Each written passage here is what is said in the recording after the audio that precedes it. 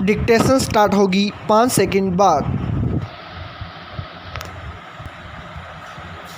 Yes, internet media platform Twitter किस तरह शरारत पर उतर आया है, इसका प्रमाण है उपराष्ट्रपति वेंकैया नायडू के व्यक्तित्व खाते को ब्लू टिक यानी प्रमाणन से वंचित करना। ट्विटर ने यही हरकत राष्ट्रीय स्वयंसेवक संघ के प्रमुख पदाधिकारियों के खातों के साथ भी की।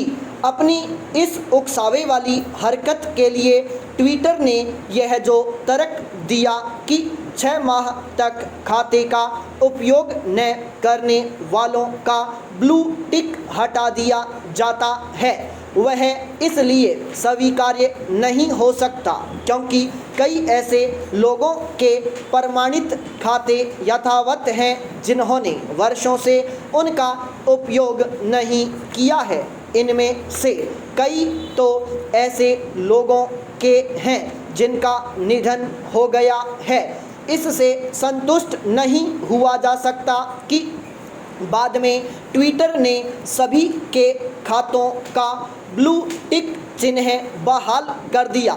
वैसे भी इससे कुल मिलाकर यह साबित हुआ कि वह यह परखना चाहता था कि उसकी इस ओछी हरकत पर क्या प्रतिक्रिया होती है। यदि उसके नियमन न्याय संगत थे तो फिर उसने उपराष्ट्रपति समेत संघ के पदाधिकारियों के ब्लू टिक वापस कैसे कर दिए। साफ है कि उसने गलत इरादे से यह हरकत की और उसके नियम ऐसे हैं जिनका इस्तेमाल वह मनमाने तरीके से करता है। यह समझना कठिन नहीं कि अहंकारी ट्विटर ने एक खास समूह के खातों के खिलाफ ही कार्रवाई क्योंकि उसने ऐसा या तो सरकार को अपनी ताकत दिखाने के लिए किया या फिर इसलिए कि यदि उसे सूचना प्रौद्योगिकी संबंधी नियम मानने के लिए बाध्य किया जाएगा तो वह इसी तरह की मनमानी करेगा। यह ठीक है कि सरकार ने ट्विटर को अपने नियमों का पालन करने के लिए आखिरी नोटिस दे दी, लेकिन इसकी कोई आवश्यकता नहीं थी। सरकार को अपने नियमों का पालन कराने के मामले में अड़ियल ट्विटर के प्रति नरमी दिखाने से बचना चाहिए था। आखिर जब अन्य प्लेटफॉर्म सरकार की ओर से तय नियम मानने के लिए तैयार हो गए हैं तो फिर ट्विटर को सरकार की आंखों में धूल झोंकने की छूट क्यों मिलनी चाहिए। ट्विटर हो अथवा अन्य कोई ऐसी ही कंपनी किसी को भी मनमाने तरीके से संचालित होने की रियायत एक दिन के लिए भी नहीं मिलनी चाहिए। यदि उन्हें भारत में काम करना है तो भारतीय नियम कानूनों को मानना ही होगा। सरकार को यह सुनिश्चित करना चाहिए कि सूचना संवाद के इंटरनेट मीडिया आधारित प्लेटफॉर्म अपनी ही चलाने से बाज आए। इस मामले में उसे ट्विटर और व्हाट्सएप पर खास तौर पर निगाह रखनी होगी क्योंकि ये दोनों मनमानी पर आमादा हैं। ट्विटर तो कुछ ज़्यादा ही बेलगाम और बिगड़ेल हो रहा है। उसे सही राह पर लाना भारत सरकार की जिम्मेदारी है। पाई पेराचेंज। कोविड महामारी के कारण केंद्र सरकार ने पिछले साल की तरह इस साल भी CBSE बोर्ड की 12वीं की परीक्षाएं न कराने का फैसला किया। 10वीं की परीक्षा न कराने का फैसला पहले ही कर लिया गया था। केंद्र सरकार के फैसले के बाद कई राज्यों ने भी 12वीं की बोर्ड परीक्षाएं न कराने का फैसला किया है। अपने देश में 10वीं और 12वीं की परीक्षाएं मील का पत्थर होती है। 10वीं के मुकाबले 12वीं की परीक्षा इसलिए ज़्यादा महत्व रखती है क्योंकि इस परीक्षा में मिले अंकों के आधार पर ही छात्र कॉलेजों और विश्वविद्यालयों में दाखिला पाते हैं। कुछ छात्र ऐसे होते हैं जो मेडिकल और इंजीनियरिंग की परीक्षाओं की तैयारी करते हैं। कई छात्र 12वीं की परीक्षा पास करने के बाद विदेश पढ़ने भी जाते हैं। क्योंकि पिछले साल कोरोना संक्रमण फैलने के पहले कुछ विषयों की परीक्षाएं हो गई थीं, इसलिए रिजल्ट तैयार करने में कुछ आसानी हुई थी।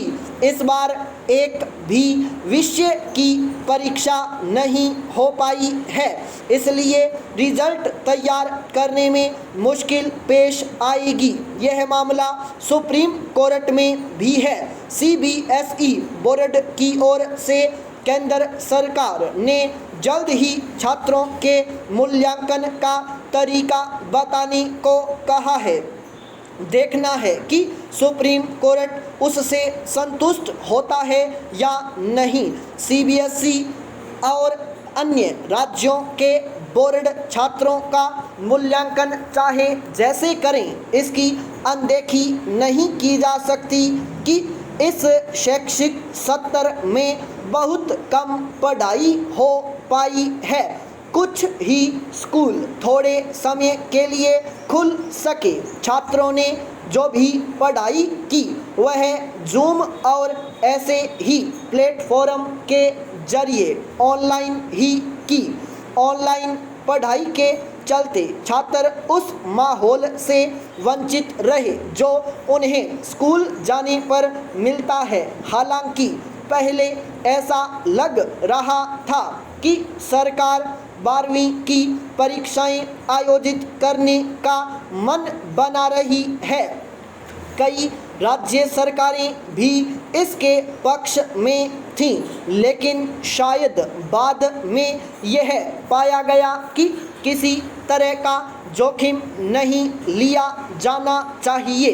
चूँकि अभी कोरोना संक्रमण की दूसरी लहर समाप्त नहीं हुई, इसलिए परीक्षा कराना जोखिम भरा तो था ही। हो सकता है कि जुलाई अगस्त तक माहौल परीक्षाओं के अनुकूल हो जाता, लेकिन इसकी गारंटी भी नहीं थी और छात्रों एवं अभिभावकों को और अधिक समय तक दुविधा में बनाए रखना ठीक नहीं होता।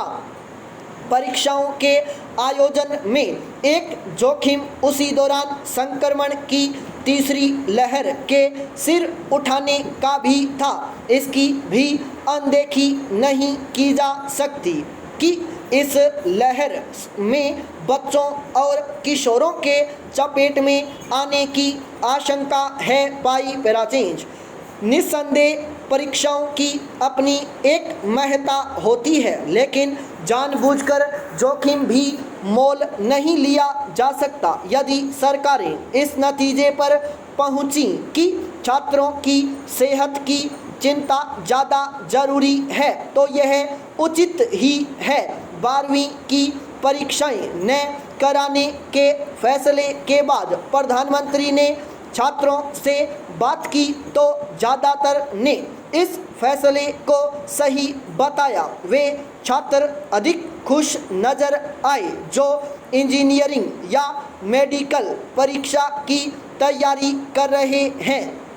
वे छात्र निराश हो सकते हैं जो 12वीं में अधिक अंक लाकर अपने मनपसंद विश्वविद्यालय अथवा विदेश में पढ़ना चाह रहे थे।